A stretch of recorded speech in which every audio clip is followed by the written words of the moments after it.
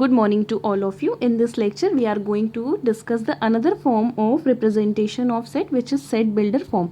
तो first of all हम देखते हैं कि set builder form में किया क्या जाता है. तो बेटा देखिए ध्यान से सुनिएगा. In this form basically हम क्या करते हैं इस form में all the elements of the set possesses a common property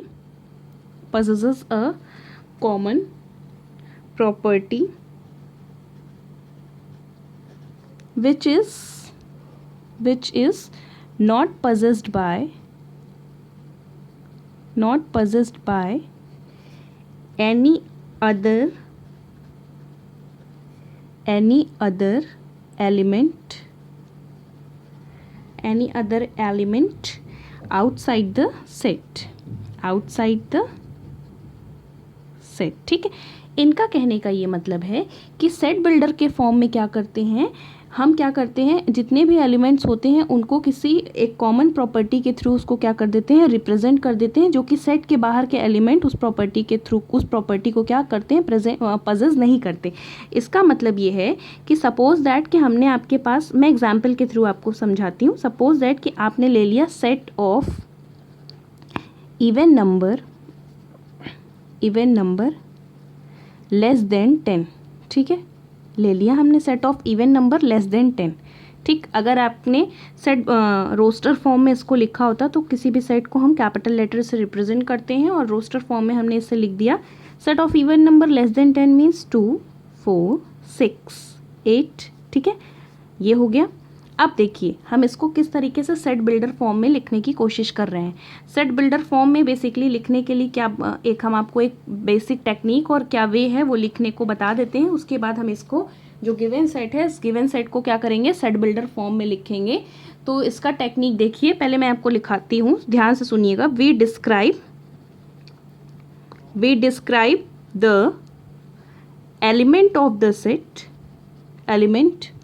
of the set by using symbol s.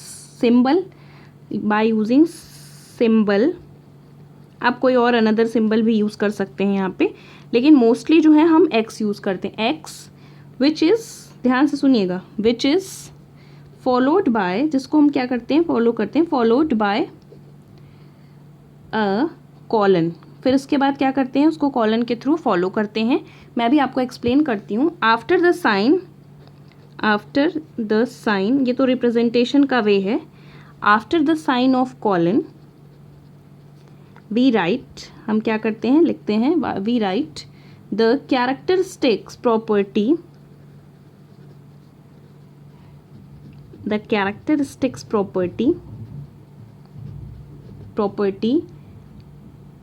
possessed by the elements of the set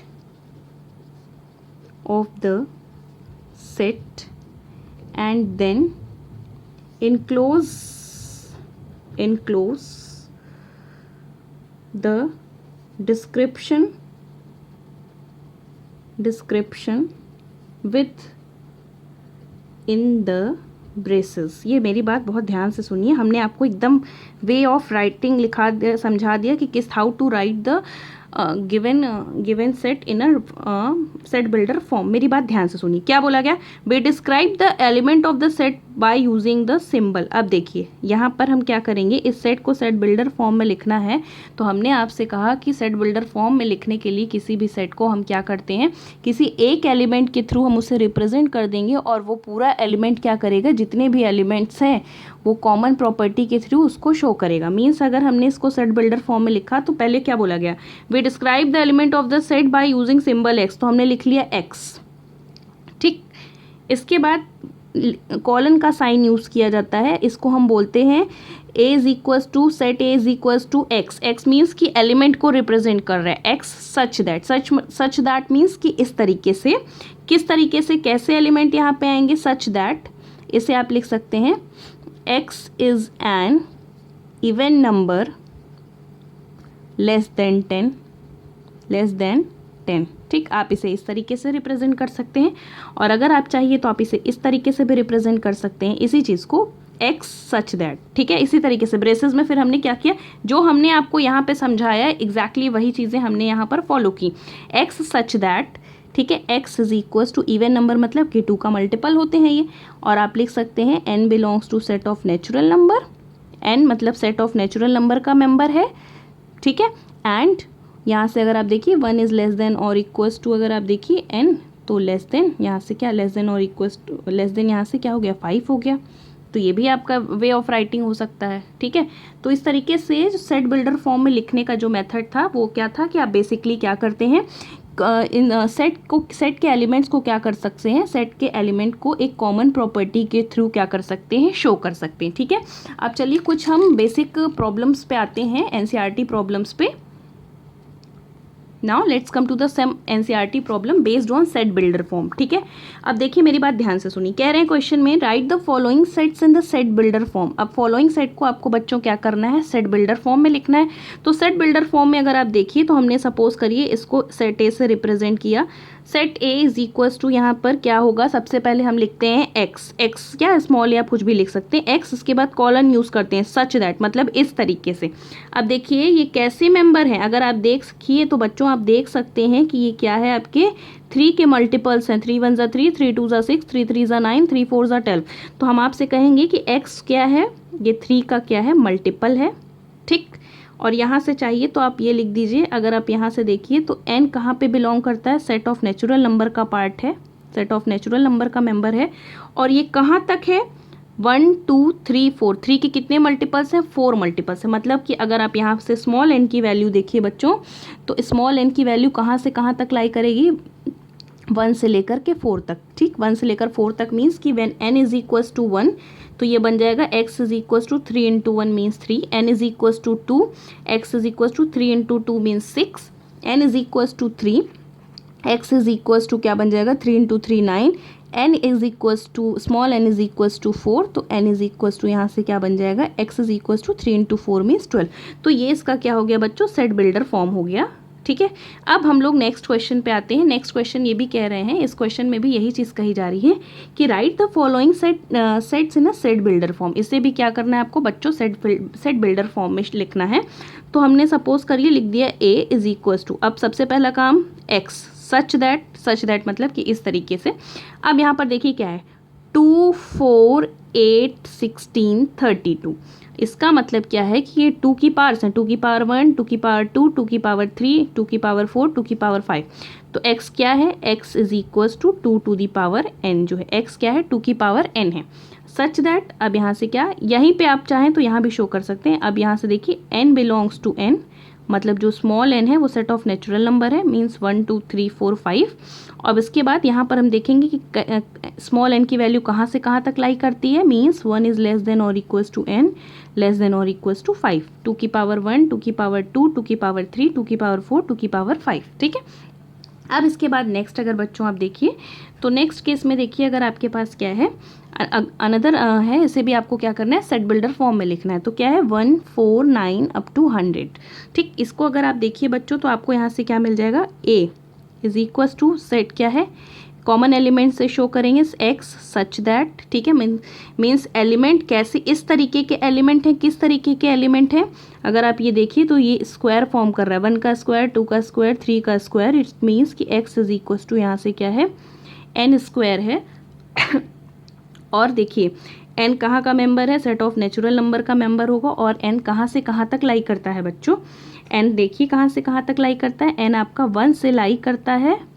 और ये कहाँ तक फाइनली किसका स्क्वायर है, ये आपका 10 का स्क्वायर है। ठीक है, तो इस तरीके से देखिए तो आपको ये हो गया। और आप इसे कुछ, और आप ये भी लिख सकते हैं square of first 10 natural numbers, ये भी आप लिख सकते हैं।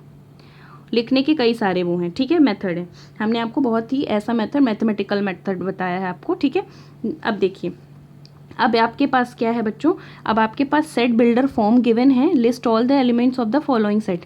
सेट बिल्डर फॉर्म से आपको इसको किस फॉर्म में कन्वर्ट करना है, आपको इसको जो है रोस्टर फॉर्म में कन्वर्ट करना है।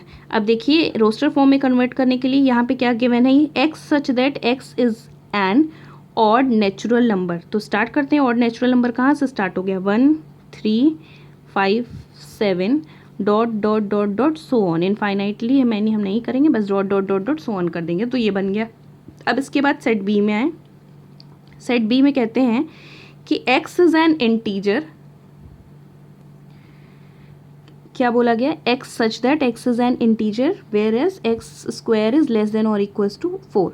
कहते हैं यहाँ पे बच्चों, कहते हैं कि वो सारे एलिमेंट्स का सेट ये है जो कि उन सारे इंटीजर्स का सेट है। कैसे इंटीजर्स का सेट है, जिनका स्क्वायर क्या होता है, लेस देन और इक्वल्स टू 4 होता है। ठीक है, अब यहाँ से देखिए बेटा, तो स्क्वायर लेस देन और इक्वल्स टू 4 का अगर आप मतलब देखिए तो आपके पास यहाँ से क्या क्या मिल जाएगा स्क्वायर लेस देन और इक्वल्स टू 4 में। सबसे पहले अगर आप यहाँ से देखिए तो यहाँ से क्या मिल जाएगा, 0 का जो स्क्वायर होगा वो भी लेस देन और इक्वल्स टू 4 होगा, 1 का स्क्वायर होगा वो भी लेस देन और इक्वल्स टू 4 होगा, और 2 का स्क्वायर वो भी क्या होगा, लेस देन और इक्वल्स टू 4 होगा। इंटीजर्स की बात हो रही है।